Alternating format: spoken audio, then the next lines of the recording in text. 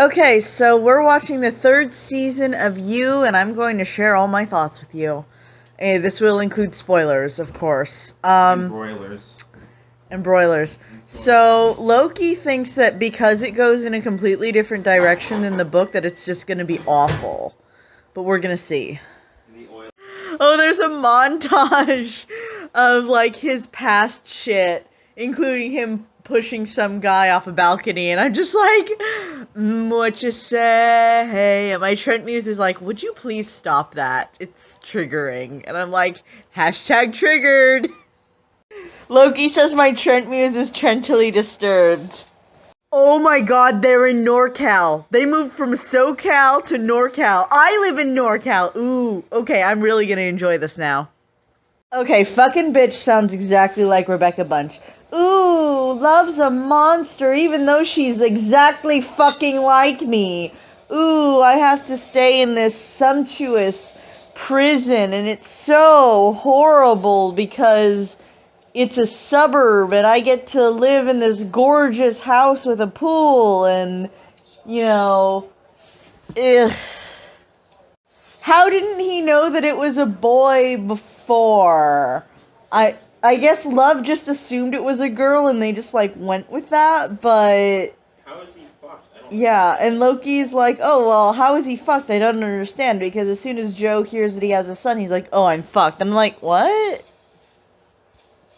So in the book, the baby's name was 40, but I guess in the show, his middle name is 40? That's interesting, okay. And a mom who is usually great, but occasionally murders people with her bare hands. Joe, how many people have you fucking killed in the last 2 seasons? We just saw a montage of them. I didn't bother to count, but there were at least 5, so shut that hole in your face, please.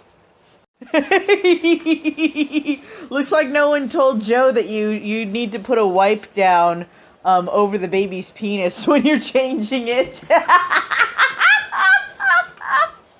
Also, it looks like Joe does the majority of the child care, so that's interesting. Interestingly enough, it looks like Joe is the one who's suffering postpartum depression. Of course he is. He's saying that he doesn't feel a connection to the baby, and, like, the more that he tries to connect with the baby, the more the baby cries. And it's like, Loki says that's normal, and I asked him if he had any trouble connecting with Lucius, and Loki says no. I had trouble bonding with Lucius, but that's because I had postpartum depression, so. If there's no bookstore in this particular circle of hell, why don't you just open one?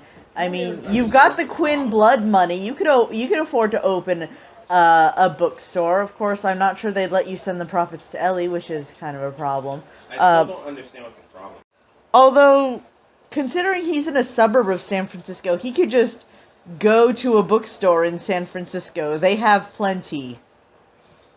Okay, I knew the girl from One Tree Hill, the girl that plays Lindsay on One Tree Hill, would be in this show, but I didn't realize she would be the object of Joe's obsession. This is so exciting. I love One Tree Hill, I love Crazy Ex-Girlfriend, and I love You, and so they have actors of all 3 of those things in You. Loki and I agree that it's unrealistic that the baby's not reacting to Love's bad mood. We also agree that Joe going like, oh, well, my heart's not really in it because you stole it is not a good excuse and is really pathetic and stupid. Love thinks she's gonna hit a gym while she's still breastfeeding. Yes. I don't know about you, but I would not take a 7-month-old baby into a library. Libraries are for quiet. We don't talk about vaginas at the breakfast table in public, you guys. I know, that's rich coming from me, who just had a character say, we need to go home and talk about the sex arrangements in public, but still. Okay, so I'm, again, still on the first episode, but I have an idea. So, what's her name's, it's not Lindsay. Oh, Madeline. Madeline's husband has cameras in every single room of the house, which is connected to apps on their phones, and, you know, Madeline can turn them off, but then her husband will wonder why she turned the cameras off. Anyway, I was thinking that, you know, because Trent keeps, like, doing stuff behind Rebecca's back, and, you know, not telling her stuff, what if she started putting cameras and surveilling him, which would totally be like a turnaround from at first when like he was surveilling her. What do you think? And Joe is officially a cunt at 29 minutes in.